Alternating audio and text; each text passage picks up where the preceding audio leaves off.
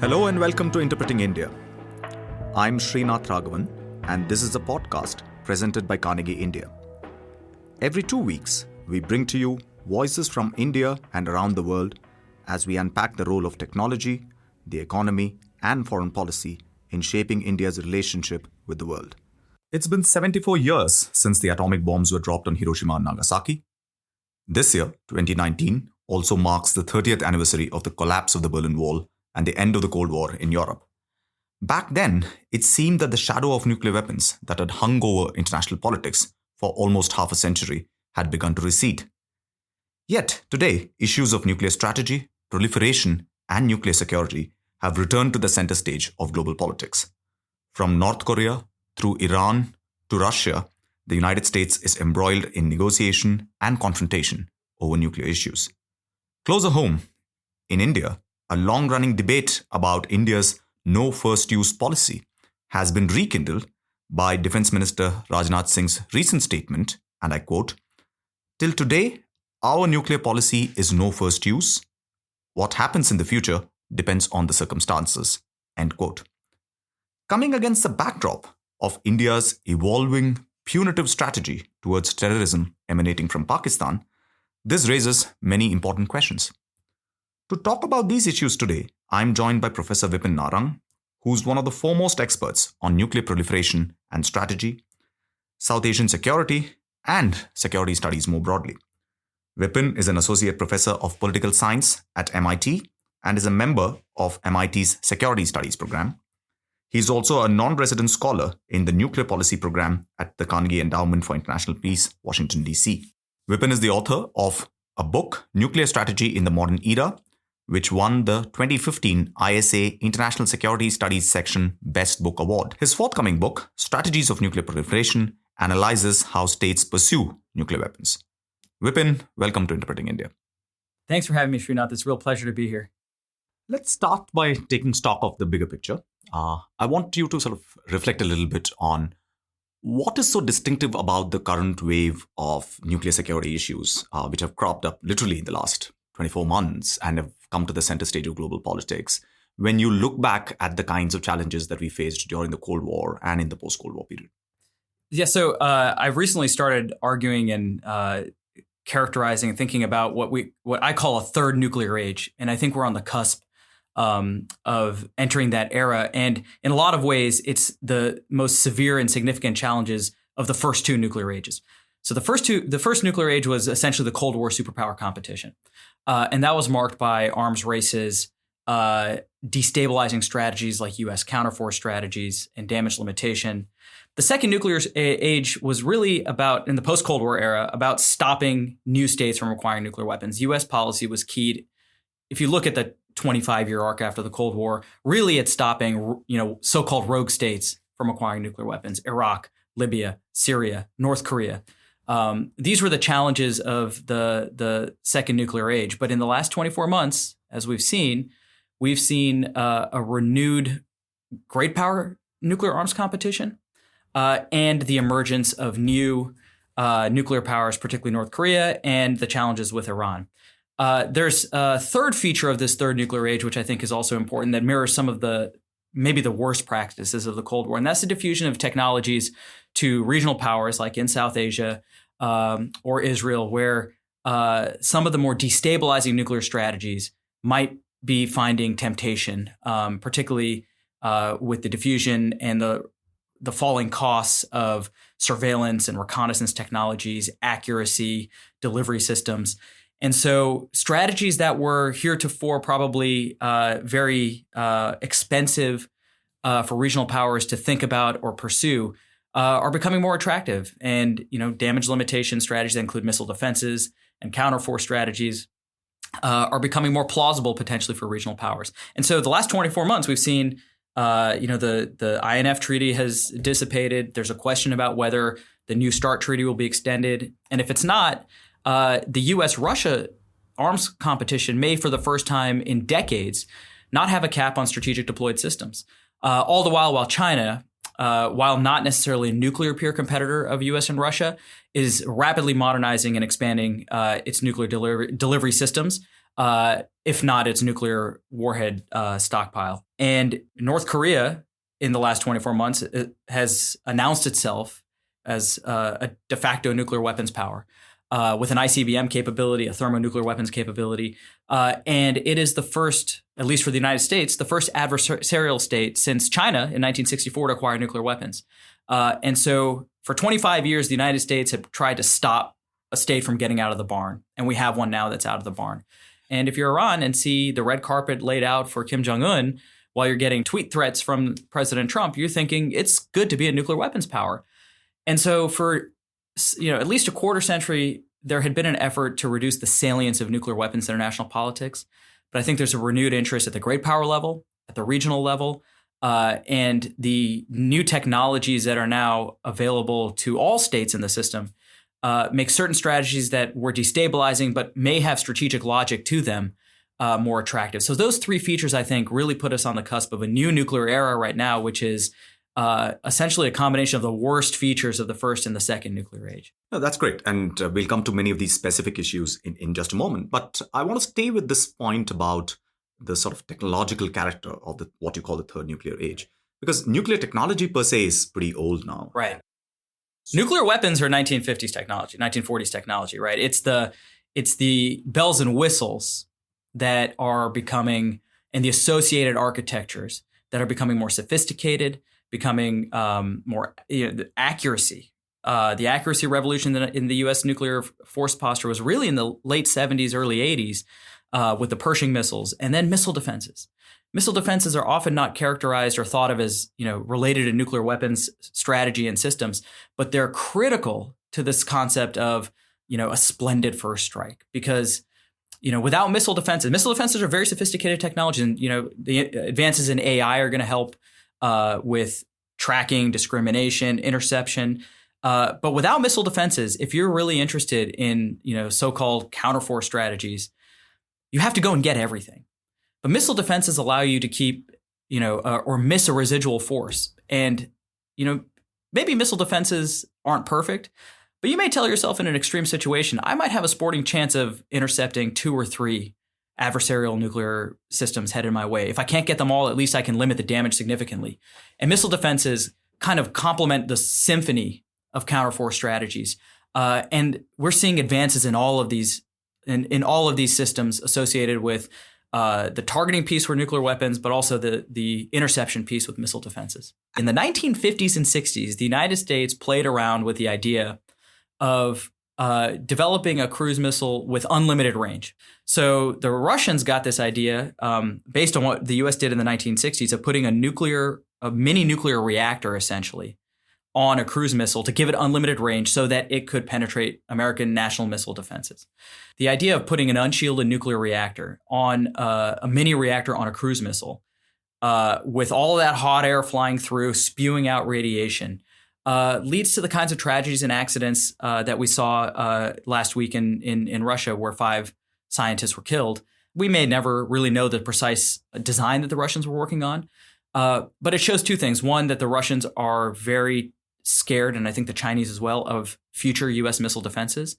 And 2, that they're willing to go to great lengths and costly lengths to try to defeat those systems. But the U.S. experimented with this as Project Pluto in the 50s and 60s and gave up very quickly because when you have this kind of design, you're spewing radiation underneath everything the missile flies over. And to date, the Russians haven't had great success with this missile. I think the longest test flight was about 2 minutes. And the missile flew about 22 miles. And in this latest test, it had tragic consequences. And how much of this is also a reaction by Russia to the American decision to pull out of the Intermediate Nuclear Forces Treaty? So yeah, I think part of this is, we should step back a second. I think the INF Treaty was a 1987 arms control treaty, which is often characterized as a nuclear arms control treaty. It's really about missiles. And the INF treaty prohibited the U.S. and Soviet Union at that time, and then later Russia, from deploying ground-launched missiles between 500 and 5,500 miles. And it's kind of an artifact, an arbitrary designation for, in the Cold War context, about why that range was chosen. But it was really so that the United States would remove missiles from Europe that could threaten deep into the Russian homeland, and vice versa with the Russians and the European allies. So the footnote to all of this is every other country has a huge inventory of missiles in the intermediate range because their threat environment basically requires intermediate range missiles. Pakistan, India, China, Israel, France maybe did at one point. But the treaty was really about missiles, and it didn't prohibit air-launched or sea-launched missiles in this range, just ground-launched missiles. Some point in the post-Cold War era, Russia decided, it might be useful to have conventional missiles in this range to threaten NATO countries or the Baltics or NATO forces or the US and Europe. And so in the early 2010s, a missile system called the 9M, designated the 9M729, was developed, tested, and we believe deployed by Russia at some point, which violated the INF Treaty. But that's an American intelligence assessment. That's an American intelligence assessment. And, Russia really has implausible denials about the 9M729. So if we stipulate that Russia developed this and was unilaterally violating the treaty, it put a lot of pressure on the Obama administration on how do you deal with a violation in a bilateral treaty where one party is cheating but won't admit it. And that kind of led, I think, to the Trump administration's decision to say, look, it's a bilateral treaty that one party is violating, and we can either just ignore the violation and let it lapse and not formally withdraw from the treaty, or we can try to put pressure to put Russia to come back into compliance by threatening to withdraw and giving a window. It was kind of a ham-handed strategy at first. The Trump administration announced that it was going to withdraw, but it didn't announce the window. Then with under pressure from European allies, said, okay, we'll do it 6 months from now to give the Russians time to come into compliance. The Russians decided to take the gift horse that it was and just say, no, if you're going to withdraw, go for it. We're not going to come back into compliance. And so as of last month, the INF treaty lapsed as the U.S. withdrew. The way my characterization or reading of it is that I'm not going to die on a hill for the INF treaty. It prohibited a very small and limited class of missiles that Russia decided it wanted to pursue and develop. And a bilateral treaty where one party is secretly or quietly cheating may not be worth trying to preserve. And the bigger issue coming down the road, though, is New START. And that is a bilateral arms control treaty, nuclear arms control treaty between the U.S. and Russia that limits strategic nuclear deployments to 1,550. There's some weird accounting rules, but that's probably the simplest way to say it. And I will die on a hill for New START because there's a broad bipartisan constituency which supported in the United States the extension of New START. If you're a counterforcer, you like New START because you know exactly how many Soviet or Russian systems there are, where they are, and it's small and you can go get it. If you're an arms controller, you like New START because it keeps both sides at cap deployments. So the constituency that opposes New START is the one that believes that the U.S., in the U.S. at least, can win an unlimited arms race with Russia, and that the U.S. is competitively fitter to do that. But that's a scary prospect. That takes us back to an era where the U.S. and Russia it puts so much pressure on Russia, but they may not have a choice, and you find yourself in a pretty significant numerical and quantitative arms race, in addition to this qualitative arms race that we're seeing with the INF Treaty. And do you think there are any sort of knock-on repercussions of the INF Treaty vis-a-vis China's nuclear posture? Yeah, I'd say 80% of the rationale for those who in the U.S. who wanted to pull out of the INF Treaty, they used the Russian violations to basically open up the possibility of ground-based deployments in East Asia. Although the U.S. has a significant air and sea launch capability in East Asia, there are advantages to having ground-based systems. They're cheaper, they're easier to deploy, you can surge up. If you have places you can deploy them in hosts, which is a big problem for ground-based systems. Who's going to host these systems? You can put a knife to the Chinese throat in ways that China is doing to U.S. assets in the region. And that is probably going to be the biggest consequence of the INF Treaty lapsing. So I think East Asia is probably where the greatest action is going to be and dynamism is going to be with the lapse of the INF Treaty. And let's just maybe stay with North Korea for a moment. You have been tracking the negotiations between the United States and North Korea very closely. You've commented on it very regularly. So as of now, does that look like there is a method to what is happening? Or is it a series of sort of steps which are primarily aimed at assuaging various kinds of domestic constituencies that's being played out on both sides? And how exactly does Seoul look at all of this? South Korea, Well, Kim Jong-un has a method, and his method is to build nuclear weapons and ballistic missiles at all ranges while the process is ongoing because he never said he was going to stop.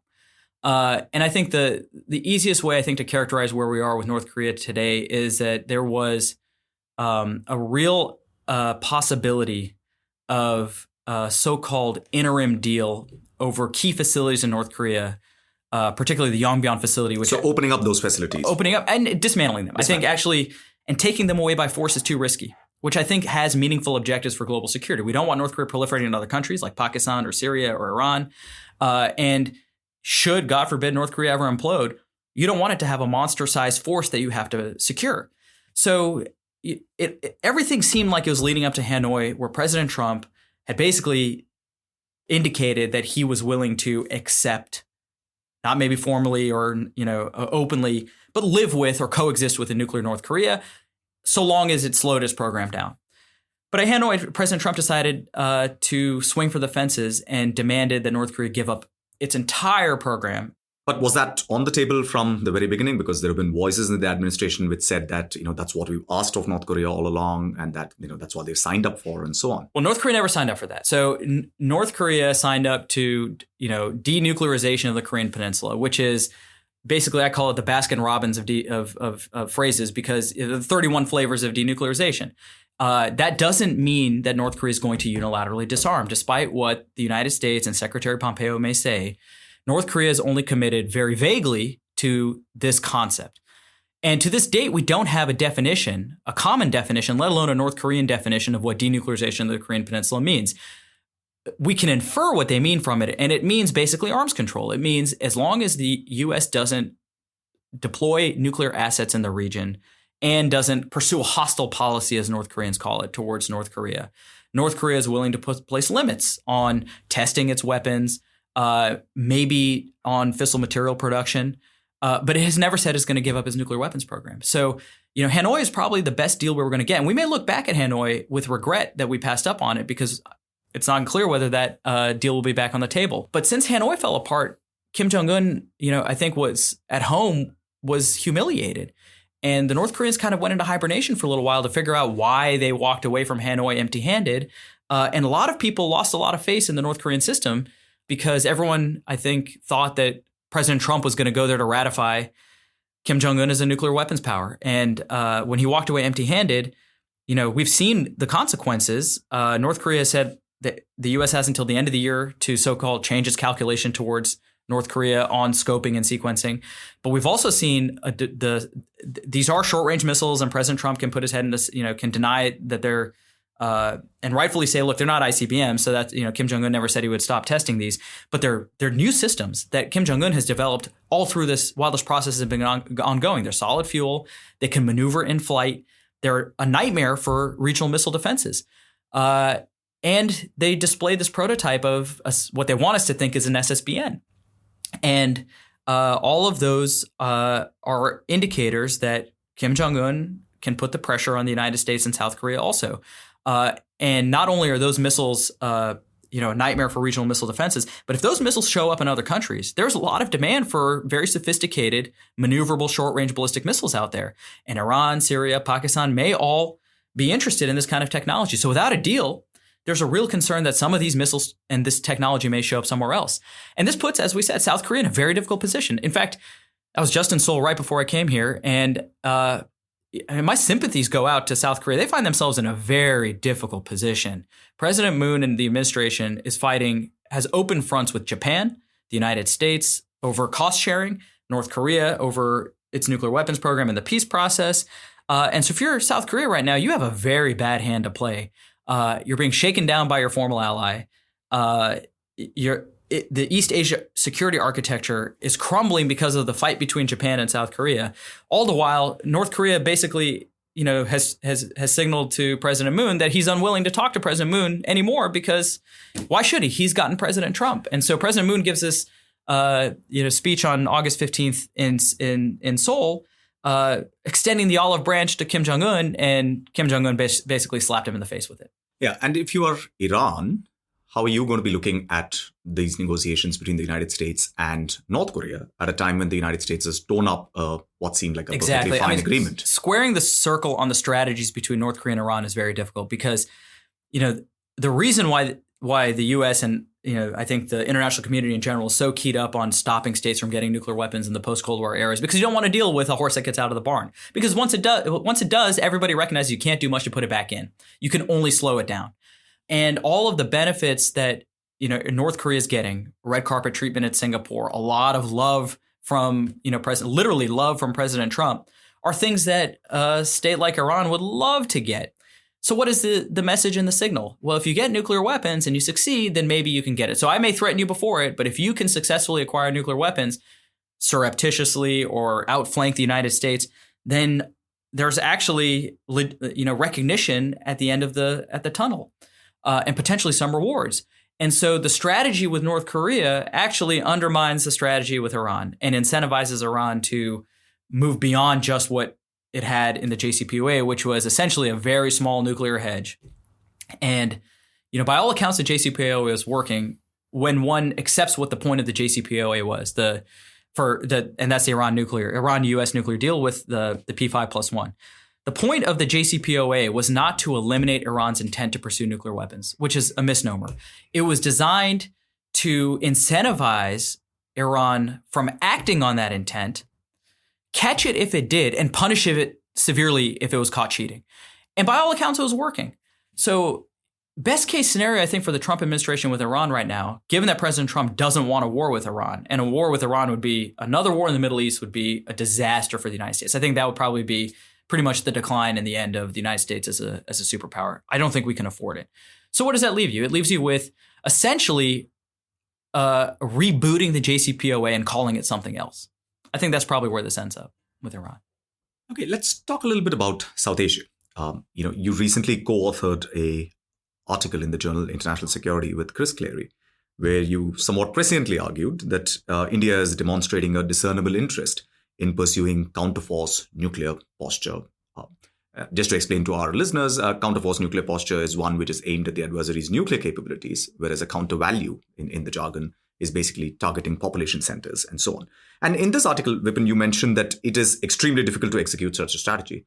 And destabilizing. And why then is India looking to go in that direction? And it seems that the recent statement by the Indian Defense Minister, which kind of put a bit of a question mark without wanting to do so perhaps on India's no first use policy, seems to support your argument that there is at least a degree of rethinking within the system about the utility or perhaps even the wisdom of having a policy like that. So what is triggering all of this stuff? Right. So I think let's start at the beginning. India's security dilemma with Kargil. So the year after India and Pakistan test nuclear weapons, Pakistan takes its nuclear weapons capability out for a test drive and initiates a Kargil war. So you say, okay, we've seen this before, but it was under the nuclear overhang, and there was a lot of caution and concern about what this would look like with two mutual nuclear powers. Then in 2001, Pakistan took its nuclear weapons out for another test drive and sponsored the terrorist attack on Parliament in Delhi. That led to Operation Parakram, where Indian strike corps stood poised and ready for 10 months and then were sent back home. The narrative Pakistan had was, wow, this Ferrari really has some speed. And that began India's first search for a solution to the security problem of how do you retaliate against terrorist attacks in your mainland under the nuclear overhang. And that birthed basically the concept of cold start, right? So the initial push was, maybe we can develop conventional strategies to punish Pakistan under the nuclear overhang. And, all of that reorganization, rethinking was about developing credible conventional retaliatory options to deter Pakistan from doing it again. So for several years, this was the effort, I think, while India's nuclear weapons program was slowly growing and developing reach and looked like an assured retaliation strategy, which is, look, we have this conventional strategy, but if you use nuclear weapons on our forces or on our territory, we are going to retaliate massively. We have a no first use policy, but the conventional retaliation is going to have space because if you try to defeat or deter that with nuclear use Pakistan, we will destroy 7 of your cities. Then comes the Bombay attack, an audacious attack by any accounts, right? If Lashkar-e-Taiba outfit had done... This is 2008. This is 2008, right? So if something like this had happened in New York, can you imagine the American reaction?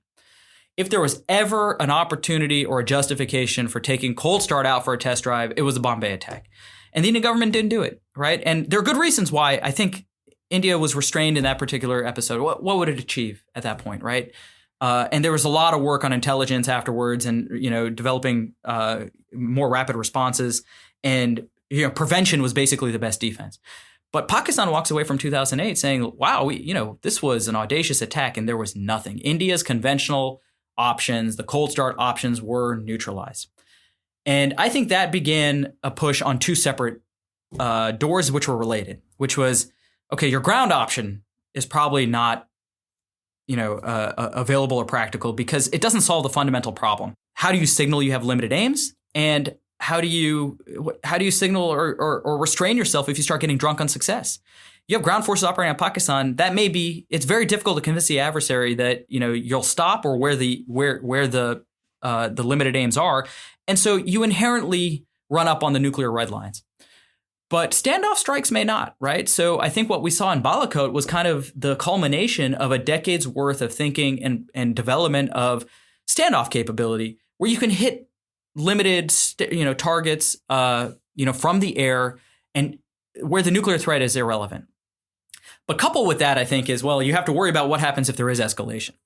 And I think this is where the thinking about counterforce may have started getting attractive. And let me be clear, I don't know or think that India has a full counterforce capability. Our article was identifying a lot of the trends that suggest that it might be thinking about it, and there is a strategic attraction of it, even despite all the major downsides to it. And that is, if you get escalation, rather than trying to calibrate your response below the nuclear threshold or the nuclear overhang, just get rid of it altogether, right? If you at least credibly threaten to do it, right? Exactly. And so here the scenario is, if Pakistan is seen to be operationalizing its nuclear capabilities, you don't give it a chance to get any off, and you have a limited number of especially Pakistani strategic nuclear forces. If you're in Delhi, the Nasirs are deployed in the theater, but they can't range your cities, right? 60, 70 kilometers, can't range the cities particularly well. So if you're a planner in Delhi, you're really worried about the forces that can hit your cities. And those numbers in those systems number in the tens, not the tens of thousands that the US and Russia were dealing with. And so it's not implausible. You think, look, I've invested a lot in intelligence, surveillance, reconnaissance. I have a growing array of pretty sophisticated missile defenses for my key cities. I have accurate systems. In extremis, if I have to go and get, if I can get 80 or 90% of Pakistan's strategic nuclear force and eliminate the nuclear overhang, if it looks like they're going to use those nuclear weapons, better to have to intercept 3 or 4 rather than 30 or 40. And so that by itself, I think there's a deterrent logic. If you put pressure on Pakistan that, look, you may not have this nuclear capability to deter our conventional retaliation, and opens up the space for conventional retaliation, there's not an insane logic there about why India might be interested in counterforce. I mean, there's a reason why the United States has persistently had huge doses of counterforce in its nuclear strategy. But then the problem would be that Pakistan would have what you would call a use it or lose it Correct. dilemma, right? They'd want to sort of look to using nuclear weapons early on in a crisis rather than reserving them. And this is where the linkage to no first use comes in, that I think wasn't appreciated, or is appreciated by a very small number of people, because they're often viewed as independent. If you do have an interest in counterforce, you have to go first. You cannot allow the adversary to get any of its weapons off, because you have a very, very tight accounting of how many weapons you have to assign to their weapons. And you basically have to, ideally you catch them napping, but if you can't catch them napping, you have to go get them before they get any off. And so you have to leave open this possibility of preemption. And from the beginnings, although India had a no first use declaration in the official doctrine in 2003, minus the chem bio caveat, so let's leave that aside. India and Indian leaders, Chris and I argue and show, have been persistently and consistently uncomfortable with an absolute no first use policy, and have always argued about this preemption exception. If you have evidence that Pakistan is about to use nuclear weapons and you knew it, you can't sit back and let them do it, right? Vajpayee stood there in Jalandhar in 2000 after Kargil and said, essentially, if you think we're going to sit back and let you drop a bomb on our citizens and we know it, you have another thing coming. And then there's been the steady erosion for especially a preemption exemption. Shivshankar Menon in his memoirs, General Nagel in his writings, then Defense Minister Parikar talked very clearly about why should I bind myself when push comes to shove. It's very hard to make credible in practice. Nothing physically would stop any country from using nuclear weapons as and when it chooses to do so. And ironically, I think Indian strategic planners have discounted China's NFU for the very same reasons that many people question the sanctity of India's NFU, which is when push comes to shove, what stops China from using nuclear weapons first? And then we had the RM statement, which was, I think, the clearest erosion of the official doctrine, which basically said, look, we have no first use up until now, but what we do in the future depends on the circumstances, which is stating the obvious in many ways, but explicitly doing so, I think, essentially renders the no first use pledge to India's adversaries essentially hollow and meaningless. I mean, it was crumbling anyway, but I think this was essentially the highest level and most official erosion of it, because there are two options. One, you can do what India's done, which is steadily inject ambiguity into it, or revise the doctrine. The problem with revising the doctrine is if you actually formally roll back NFU, it is much more aggressive and much more provocative than if you just inject ambiguity into it and render it hollow for deterrent purposes. So I suppose in the post-Balakot scenario, particularly with kind of this ambiguity around the NFU being articulated in somewhat different ways. So we are then talking about a situation where any future, God forbid, crisis between India and Pakistan is likely to look somewhat different, at least from New Delhi and Islamabad's perspective in terms of the kinds of incentives that they have.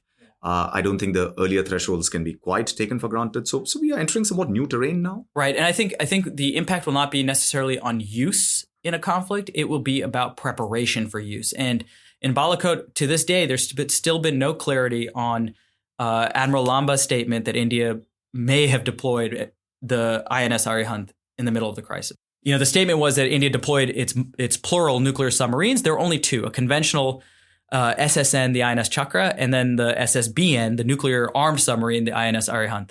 And that was never clarified, even when he was asked. And I think the aim was to inject ambiguity, or maybe it was deployed and everybody saw it. Maybe nobody knows whether weapons were on board. I, for one, would be, I would bet that nuclear weapons were not put on board, but we don't know. They wanted Pakistan and the world to know that India was preparing in the event that Pakistan did anything with its nuclear weapons. And I think Pakistan took note of that. So in future crises, we may see operationalization and dispersal and deployment of nuclear weapons earlier than we have in the past. And I think that's a real concern, especially if Pakistan is worried about Indian preemption. There's another potential implication of the RM statement, which is, are there other circumstances in which India may find it useful to use nuclear weapons first besides preemption? And this has opened the door to a whole other possibility about, in the China scenario, if there is, God forbid, ever a significant conventional war and India finds itself, on the back foot of that, would it ever consider using nuclear weapons first on Chinese conventional forces? Would it ever consider using nuclear weapons first in a Pakistan contingency, in a conventional war, and not just for nuclear preemption? These are open questions. Personally, I think my reading of it is a lot of this is about preemption towards Pakistan, but one of the problems with ambiguity, and at this point, nothing. I think adversaries are probably ruling nothing out. And if that was the aim of the RM statement, which was very carefully scripted, by the way, I mean, this isn't an off-the-cuff remark. He goes to Pokhran on the death anniversary of Vajpayee, says no first use was great up until now, but what we do in the future will depend on the circumstances. This wasn't, no one can say this is a personal opinion. No one can say this was an official government of India policy statement. It was not a change in doctrine. I get attacked, saying, oh, the doctrine's not going to. I don't think India will ever change the doctrine. But these policy statements have meaning and go a long way in eroding the sanctity of the no first use pledge. And then we'll link to your article with Chris Clary on this in the show notes so that our readers can follow up and see how you sort of make the case that you do. Vipin, tell us, what are you reading these days? Is there anything that you'd recommend to our listeners to help them make sense of all of this stuff? Both terrifying and wonderful to see a lot of great scholarship out there by young scholars working on a variety of issue areas. Two of my students have new books out that are well worth reading and buying. Nick Miller's Stopping the Bomb about U.S. nuclear nonproliferation policy. Mark Bell has a book soon coming out with Cornell Press on emboldenment, which is I think, really timely. Jeffrey Lewis's 2020 Commission on North Korea was a fiction book about, how we ended up with an accidental or inadvertent North Korean nuclear use on the United States.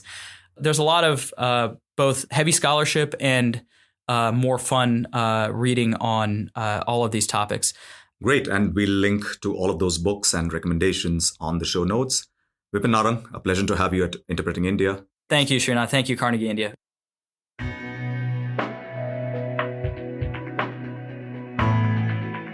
Thank you for listening to this episode of Interpreting India, a podcast presented every 2 weeks by Carnegie India. I'm Srinath Raghavan. For more information about the podcast and the production team, you can follow us on social media and visit our webpage